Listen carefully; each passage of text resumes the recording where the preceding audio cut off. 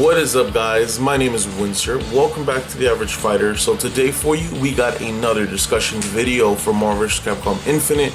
But before we get into that, anyone checking out the channel for the first time, welcome. Thank you for checking it out, and I hope you consider subscribing. Here we talk about anything Marvel vs. Capcom Infinite related, any news or information. We also talk about discussions. Make sure that you mash that subscribe button, and for anyone who has been mashing the subscribe button, thank you so much. It means a lot.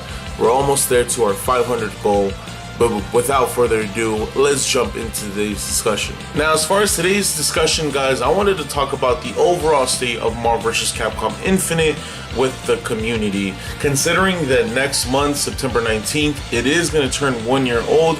It's crazy to think how fast a year went by. Nevertheless, I wanted to break it down in 3 separate parts. That way it is a little bit easier to understand and a little bit easier to explain in certain areas.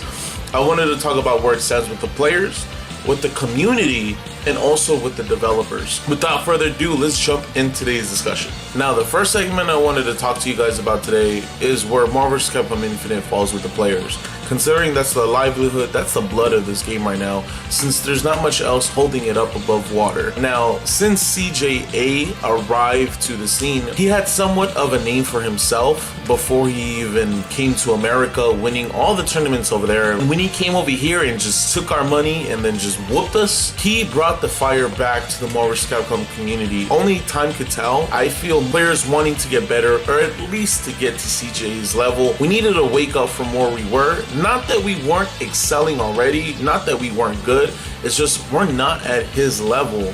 Now, time can only tell if we're ever going to get there, but I do feel like that fire has been reignited. Now, the next point that I wanted to bring up in this segment is, since Marvel vs. Capcom Infinite was at EVO 2018, and also the build-up that was Pasadena Regionals 2018, I think there has been an increase of questions. How do I get into this game? What character should I pick? How do I play this game? What characters work with who? I think that's important for this community. That means newer players are interested, they're curious of how to get into this game, how to play it, and how do they get into it overall. And not only that, but I saw a lot of people talking about Marvel vs. Capcom Infinite, and I know EVO itself did not do the greatest job of helping us with Marvel vs. Capcom Infinite, certain variables, but nevertheless, the Marvel vs. Capcom community made EVO hype. Thanks to Angelic, thanks to the community coming together and wanting to run this tournament, we managed to. Even though we didn't have the stream time or the numbers, we still had the platform, and we made the best of it. When life hands you lemons, you make lemonade. Kotaku actually did a segment on the website talking about the specific subject, and I think that's really good for any type of community. It brings curiosity, it brings new players, it brings returning players. Hopefully with that, we get more questions, more people want to play this game. Now, the next point I wanted to bring up is that Marvel vs. Capcom has always had one thing going for it: hype.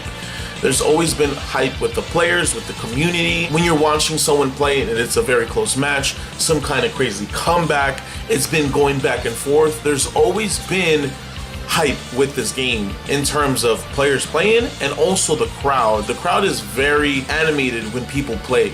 There's always hecklers, you know. If you're playing, you know your homies are going to be talking shit to your opponent and back and forth, and there's all this yelling. When it's a very close match, there's like screams, and that's what I've always been attracted to when it comes to Marvel vs. Capcom. Considering that it started in 3, I started very late in 2 technically, but I was nowhere near what I am right now. But I was exposed to that very early on, and that's what I've always loved. I felt the love, the drive that these players have, and I feel it transcends much more than just playing a game. The crowd gets hype. Everyone gets hype when there's a close match. You could just feel it in the room. You could cut the hypeness with a knife. And Marvel vs. Capcom has always had that. And Marvel vs. Capcom Infinite is no different from any other game. The hype is still alive. This game is alive and well with the players, and it's gonna be for time to come, whether this game gets support or not. Now, the next segment I wanted to get into is the second most important part of any kind of game's life. Marvel vs. Capcom Infinite with the community overall, the people who don't put a lot of time to it, their perception of things, how they see it. A lot of bad is going on for the game, but we're at the same time, there is also a lot of good. Even with that kind of joke running around, At every turn, at every event, this game is a main title game. The only exception being EVO 2018. Even then, there is certain tournaments that this game is exclusively the highlight of. A good example is Pasadena Regionals, where they flew in CJ just to fight Dual Kevin. That goes to show you where the game falls with the community. Even though there's a lot of bad, there is a lot of good, and a lot of people accept it for still being a main title. Now, the next point that I wanted to bring up, even though this game is at every single event as a main title, it doesn't have the best numbers compared to like Dragon Ball Z or Street Fighter V, where those games easily bring in thousands of players, hundreds of players, whereas Marvel vs. Capcom doesn't bring nearly as many. But the game does remain consistent overall. The game always has players that want to play, roughly around the same number, and that goes to show you that even though we are nothing close to DBZ or Street Fighter V, we still have the players that want to play this game, that want that time on stream, just like any other fighter. People to understand is that we're probably never going to get those numbers unless we get an update. And even then, it might be too late in the game. It's almost a year out. There hasn't been nothing for roughly about 6-7 months.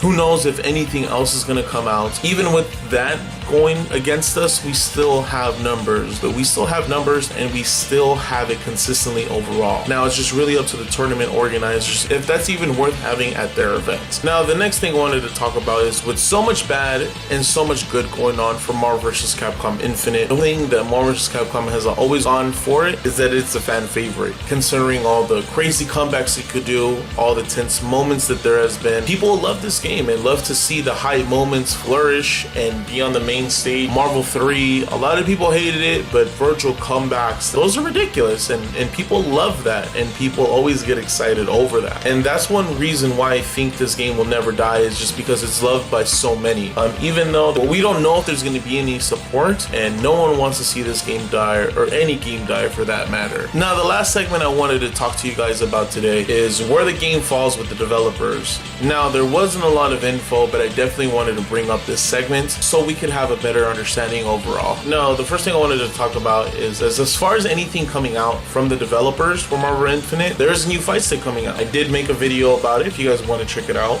It's going to have the Marvel vs. Capcom art in the old style where everyone's like in a circle looking down. It is going to be the Razor Panthera. I don't know what it could possibly mean for the game, for the community, for anything. If you want to get your boy one, don't forget my birthday just passed. I would highly appreciate it. As far as anything else from developers, the last time this game got an update was in January, and that was just fixing the turnaround unblockable.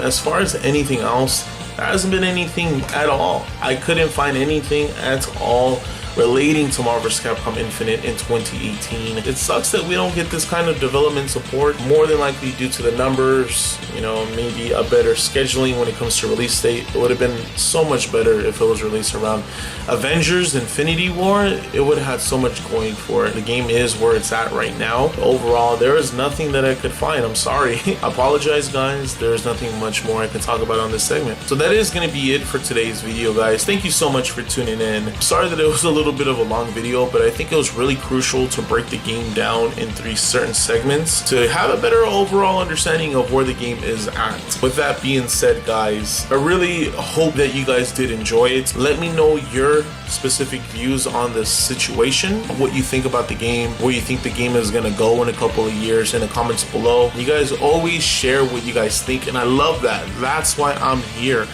to talk about it. And I love reading all you guys' comments. Do not forget to like and subscribe. It does help out the channel. We're close to that 500. We're about to hit that goal. But until next time, guys, my name is Wenster. This is The Average Fighter, and I will check you guys out later.